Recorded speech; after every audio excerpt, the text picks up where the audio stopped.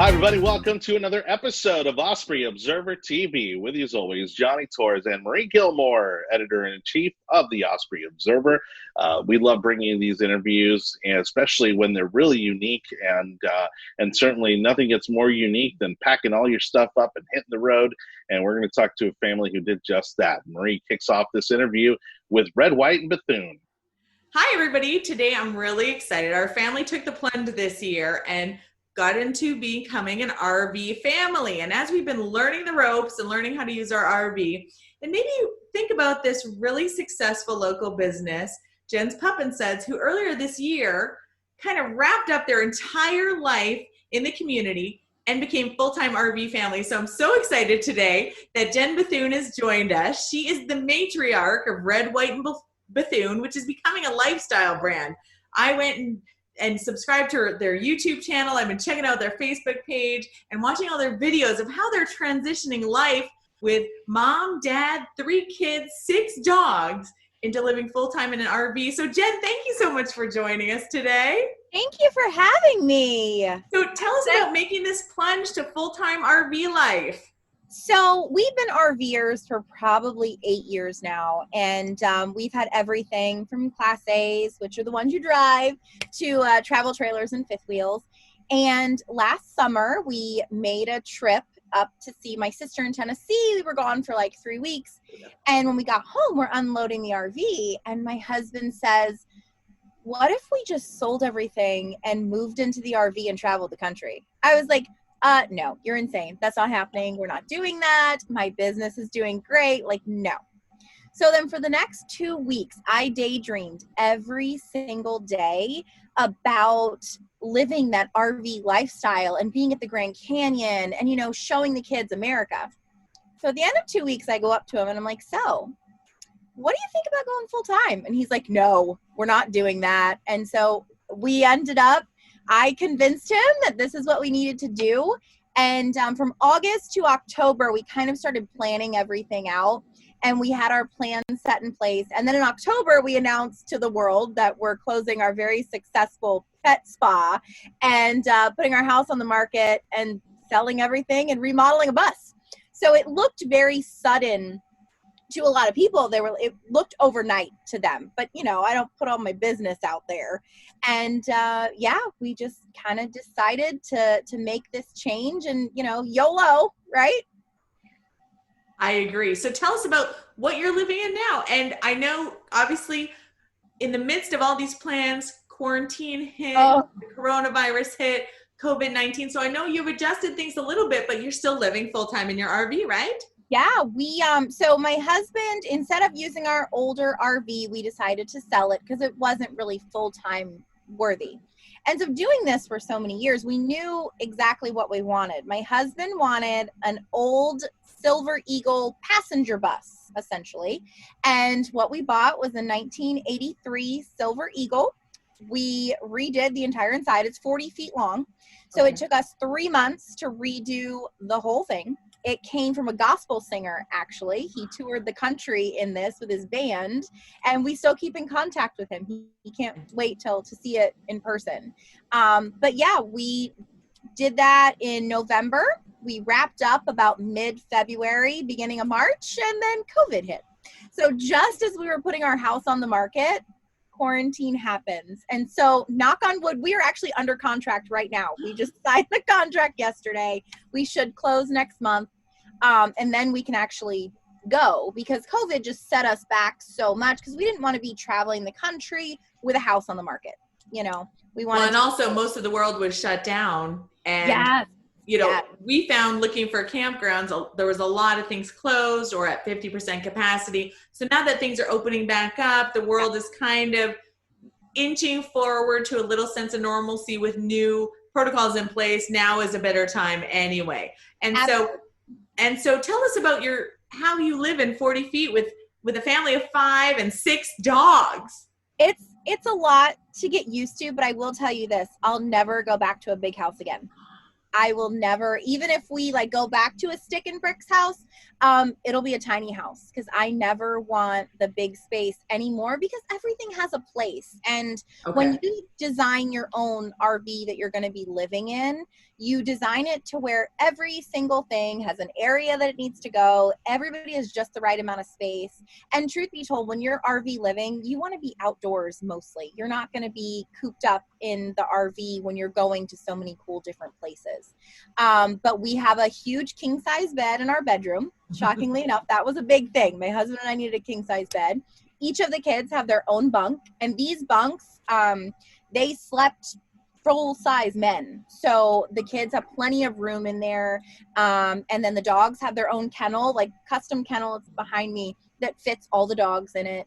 You know, everything has a place, and we don't have slide outs in ours. So slide outs, for those of you that don't know, are make your space bigger. It essentially doubles your space. So we don't have slide outs. But what's cool is when you move around a lot and you're driving, I can get up and make a sandwich or, you know, let the kids go to the bathroom. When the slide outs come in, it's very hard to get to those things in the RV. So while we're driving, like the kids can lay in their bunks and watch TV. And right now we're making it off-grid capable, which we're actually installing solar this week.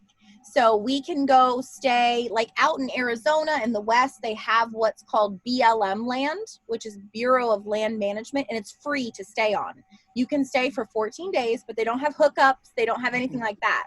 So you've got to have your own water and solar. We're putting enough solar that's going to power the entire bus. Wow. Yep. So well, here I'll ask kind of more of a practical question here, because this is something that, you know, is actually interested me as well. I mean, just the idea of having that flexibility and, you know, and being a single dad, you know, it's like, well, why be tied down to a house, you know, when, you know, again, you can go and travel the world, especially now where we can kind of work from anywhere. Cost wise, I mean, obviously it's going to vary depending on the size of your home or the cost of your home. But, you know, in terms of expenses and that sort of thing, I mean, how are you kind of about the same? Is it less? How have you seen this financially work out for you? Yeah, sure. I mean, then that's a very valid question. I mean, you need money to travel. We do own a lot of rental properties, and so that's been the bulk of our income for quite a few years.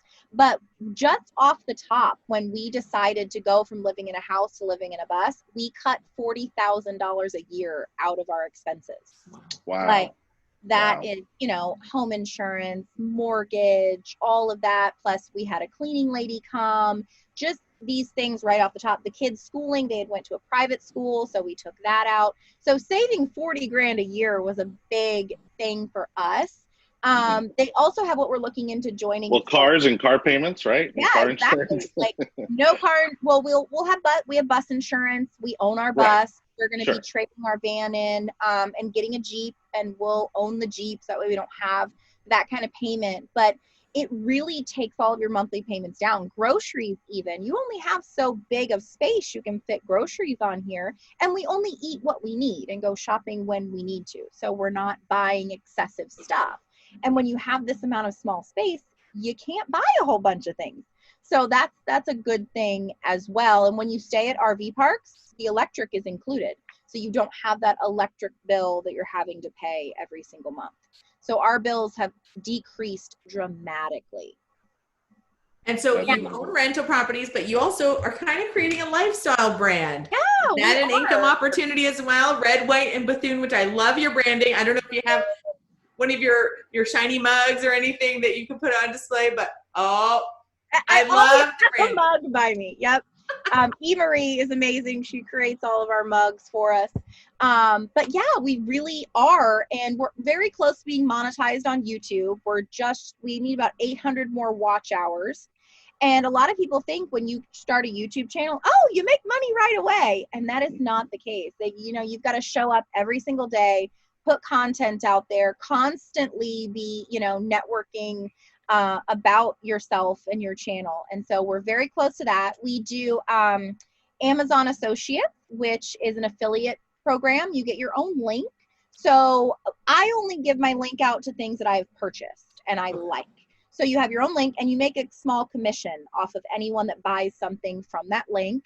We're working on sponsorship. We've got a couple people that are wanting to sponsor us if we'll put their logo on the bus. So that's another thing. I mean, the possibilities are really, really endless to the ways to make money on the road. Okay. And I know when we started looking into RVs and doing our research, we started following a few YouTubers. And actually, you had an experience, which I'm finding as I was watching this show, The Nomadic Fanatic, and I'm going, Yep. It seems like he's driving down Lumsden. I really feel like he's local and he was driving a motorcycle. And then I contacted you and found out he actually stayed with you for a week. Tell us about that experience. He stayed on our property. My brother-in-law is good friends with him, actually. Oh. And Eric was coming down and needed a place to stay. And so he can be off-grid because he has solar and his generator.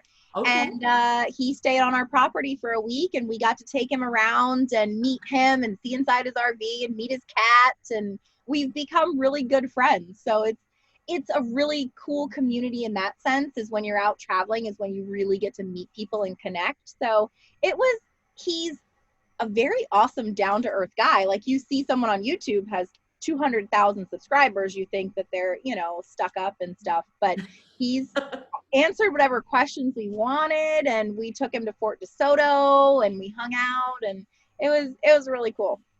Well, there's more questions that I have, but we're coming down on time. So we'll definitely put a link so that people can follow you and message you. And I know you'll be so responsive and answer their questions. Absolutely. But just to wrap up, I know you've got 3 kids. You're going to be homeschooling them?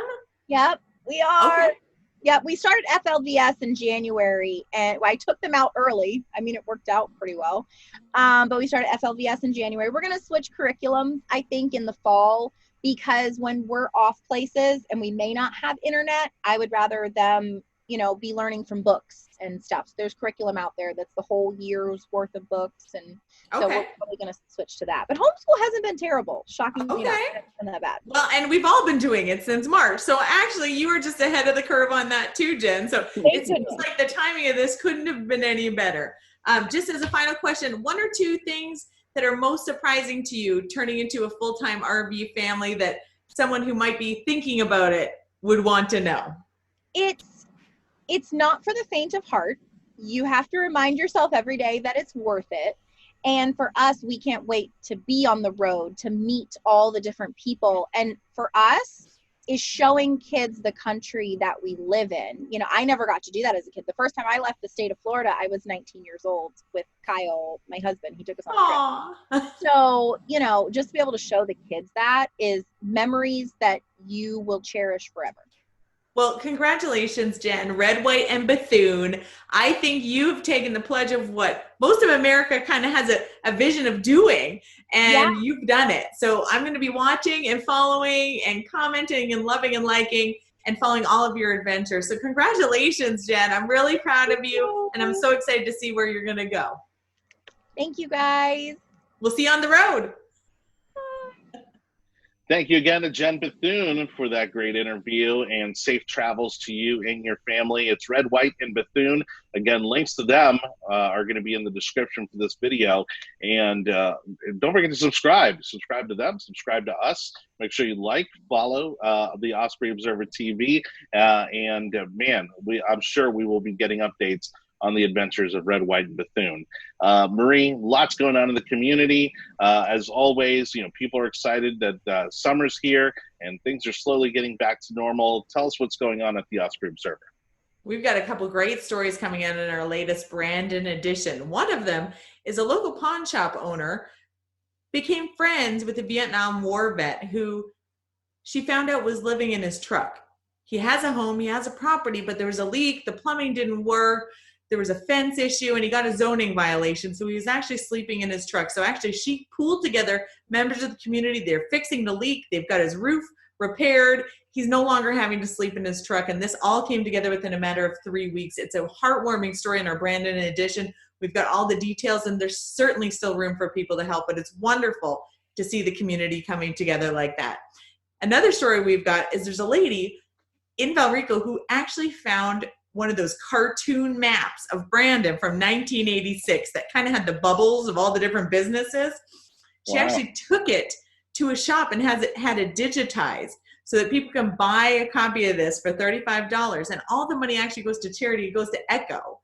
And the map shows you what Brandon looked like in 1986. And we're actually getting one here at the Osprey Observer because I'm fascinated to see the growth in our community from 1986 to today. It's going to be amazing to see all the different businesses that have popped up and come and gone, and just kind of a reminiscing from 1986 to today. And if those two stories don't really give you a sense of what a community this truly is, I mean, nothing will. I mean, it's just unbelievable. And again, you're only going to find stories like that at the Osprey Observer. So make sure you pick up a copy around the community, or be sure to visit ospreyobserver.com. On behalf of Marie Gilmore, Editor-in-Chief of the Osprey Observer, the team at the Osprey Observer, I'm Jonny Torres, your host for Osprey Observer TV. We'll see you next time. See you next time.